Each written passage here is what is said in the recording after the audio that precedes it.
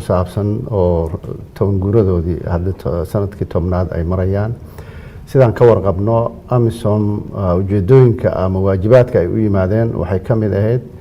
in ay la dagaalamaan ururka argagixisada al-shabaab in ay ilaaliyaan hay-adaha ugu muhiimsan ee dalka sida xafiisyada madaxweynaha dekada airbortka iyo meelaha kale ugu muhiimsan in ay ma aragtay dadka inay fududeeyaan gargaarka degdega ah ee dadka samafalka la gaarsiinayo marka runtii waxaan qabaa wax badan bay ku guuleysteen arintaasi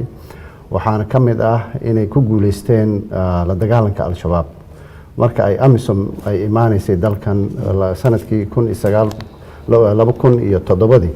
al-shabaab runtii magaaladan muqdisho caasimadda soomaaliya ah badankeed ayadaa gacanta ku haysay dowladduna waxay joogtay oo controlaysay oo keliya qeyb aada u yar marka dagaaladaas runtii al-shabaab keliya ma aheene waxaa qeyb weyn ka ahaa ciidanka xoogga dalka soomaaliyeed marka way ku guuleysteen la dagaalanka al-shabaab inay ka saaraan caasimadda iyo meelo kale oo fogfog oo dalka ka mid ah oo gobollada iyo degmooyinka iyo tuulooyinka dalka ka mid ah dhinacaas runtii inkastoo aan oran karo sidii la rabay looguma guuleysan sababta ah 10 sano ayaa ka soo wareegatay amisomna maanta nambarka ciidamada ka jooga Soomaaliya waxay ku dhowdahay 22,000 ama haddaan tirada rasmiga ku sheego waa 22,500 iyo 24 oo askari ah ayaa ka joogta muddo 10 sano ah ayaana hadda la marayaa marka waxay ahayd in wadanka uu maanta laga tirtiro al-shabaab oo dowladnimada iyo amniga ay u gaaro meelaha ugu fogfog dalka oo dhan runtii marka taasin runtii ma dhicin wali meelo ka mid ah dalka waxaa ka taliya oo gacanta ku haya al-shabaab marka waxaa loo baahan yahay runtii arintaas horta qeybta ugu weyn oo ay ku guuleystaan waxay ahayd inay caasimadda ka saaraan meelo kale muhiim ahna oo al-shabaab u ahayd meelo ay taakuleentooda kala soo degaan oo dekada ah sida Kismaayo oo kale inay ka saaraan maxaa caqabada diiday inay meelahan kale shaqooyinka sida Muqdisho ay ugu guuleysteen sheegayso meelaha kalena maxaa caqabado ka horeeyay caqabooyin baa jiray runtii Muqdisho waxay ugu guuleysteen waxay ku sugnaayeen ayaga oo saldhigyadooda ahaayeen Muqdisho marka dagaalkan wuxuu ka socday magaalada Muqdisho oo qofka askariga markuu dhaawacmo xataa meel u dhow baa laga soo qaadi jiray oo gurmad degdeg loo sameyn jiray oo lala gaari jiray isbitaalka waxaa kaloo jirtay marka ciidamada la rabo in la gaarsiiyo hubka rasaasta iyo taakuleynta ay u baahan yihiin way dhawaayeen meel dhow bay u ahayd oo isla markiiba saacado gudaheeda ay ku gaarsiin karaan wax alla waxa ay u baahan yihiin gurmad ah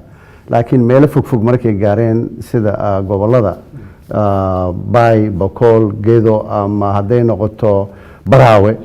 waxay noqotay hadda in oo jididna aan jirin oo waliba jidid aad u xun jididkana ay aad u xun yihiin al-shabaabna aanay nadiif ka ahayn ilaa iyo intaas oo ay ku jiraan deegaanadaasi sidii wax loola gaari lahaa gurmadka iyo waxa ay u baahan yihiin iyo rasaasta runtii way adkaatay marka taas ayaa keentay in oo labada arrimood ku saabsan labada xukuumadooda xukuumadda ku meel gaarka ah tan hadda sidee uga kala shaqeeyeen xagga dadaalada marka laga hadlayo runtii xukuumaddii ugu horeysay oo madaxweyne Sheekh Shariif oo madaxweynaha ka ahaa oo aan ka mid ahaa dagaalada al-shabaab markaas ayaa dardarka ugu xoog badan runtii ka jiray markaasna caasimadda badankeed sidaan hadda aan sheegay ayaga ayaa gacanta ku hayay qorshaha howlgallada oo markaas lagula dagaalamayay al-shabaabna si joogto ah waxaana u diyaarin jiray oo ugu wada shaqeyn jiray isaga kaashan jiray ciidanka xoogga dalka Soomaaliyeed iyo ciidamada amisom marka markii caasimadii laga saaray oo runtii oo al-shabaab lagaga guuleystay in laga safeeyo laga saaro xamar waxaa dhacday meelaha kale dagaalada waa inay fogaadeen in isla markaasna waxaa loo baahan yahay in lala xisaabtamo ciidamada amisom laftigooda inta lala fariisto lala qorsheeyo lala kaashado oo la yiraahdo bal waa muddo dheer baan howlgal dhicine intaan wax ka bilaabnaa intaan wax ka sameynaa targetka la arko oo dagaalkaasna uusan marna istaagin waxaa jirta Umarow markasta oo al-shabaab dagaalka laga joojiyo inay fursad u helaan inay dib isu soo abaabulaan oo ay soo xoogeystaan markaasna ay dib weerar ugu soo qaadaan xarumaha ciidamada hadday noqon lahayd iyo goobaha shacbiga intaba marka waxaa la rabaa inaan laga joojin dagaalkaasi uu joogto noqdo 2016 oo qorsho ah inay doorasho Soomaaliya ka dhacdo waxaa jirtay waqtiyo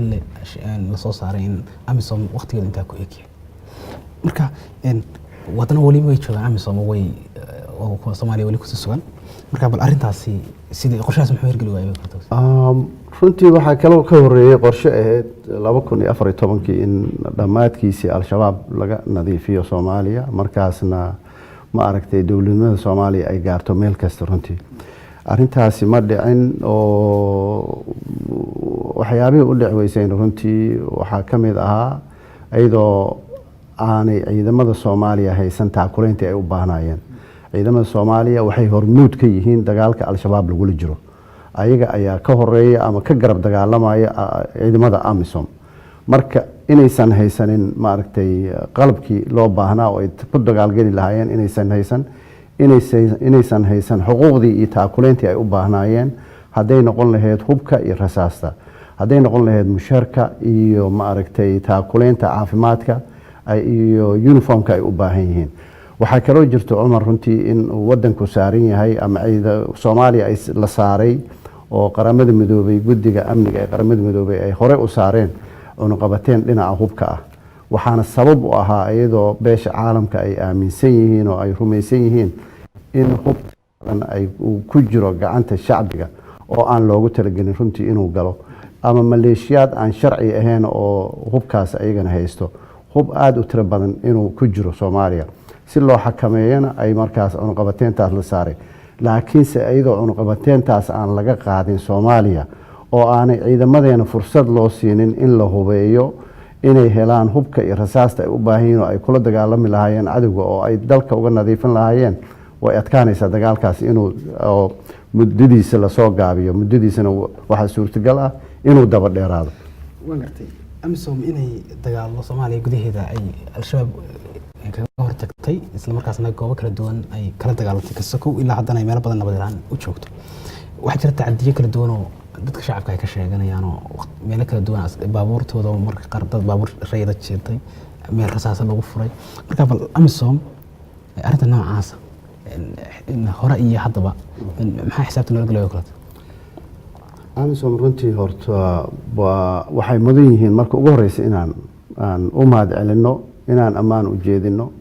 dagaalkii ay u galeen wadankan meeshii ay ka soo bilaabeen Soomaaliya iyo meesha Soomaaliya maanta joogto inay ayaga runtii lafdhabar ay u ahaayeen inaan horta u mahad celino dhamaantood sababtoo ah waxay ku bixiyeen dhiigooda waxay ku bixiyeen naftooda inay Soomaaliya ay horumarkan maanta ay gaartay ay soo gaarto markaan u gudbo su'aashaadii ahayd dhibaatooyinka ay geystaan oo xagga ay civilianka ama shacbiga ay u geystaan ama dil ha noqoto ama baabuur in accident ama ay ku jirsiyaan ha noqoto runtii waa arrin aad nasiib darro ah waxaa mas'uuliyad ka saaran in ay aad u ilaaliyaan oo uga taxadiraan shacbiga ammaankooda iyo runtii noloshooda inaysan dhibaataynin ciidamada AMISOM sababtoo ah waxay u joogaan inay shacbiga taakuleeyaan uma joogaan inay shacbiga dhibaateeyaan marka laakiin saas ay tahay mararka qaarkood haddana way dhacdaa arrintaasi hadday dhacdana waxaa loo baahan yahay in inta lala fariisto AMISOM lagula xisaabtamo qofkii la dilana magdhow la siiyo looga qaado runtii hadday arrintaasi dhici lahayd in qofkii bareer loo dilana lagu maxkamadeeyo oo ay ma aragtay maxkamad lagu geeyo qofkii si qalad oo accident ay u dilaan in xuquuqdiisii iyo magdhowgiisii looga qaado hadday arrintaasi dhici lahayd xisaabtan dhab ah oo dawladda kula xisaabtami lahayd dhibaatooyinka dhacana runtii way yaraan lahaayeen marka intii aad joogteed wasiirka ahayd ama ra'iisul ku-xigeenka la xisaabtan marna ma dhacay AMISOM wax laga weydiiyey dhibay kasta runtii way dhacaysay aad bayna u dhacaysay sanad waa markii ugu horeysay oo aan xilkaas qabtay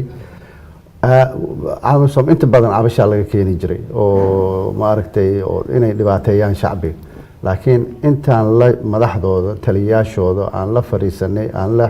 la shirnay oon u sheegnay runtii go'aanka dawladda oo ah in aan shacbiga la dhibaataynin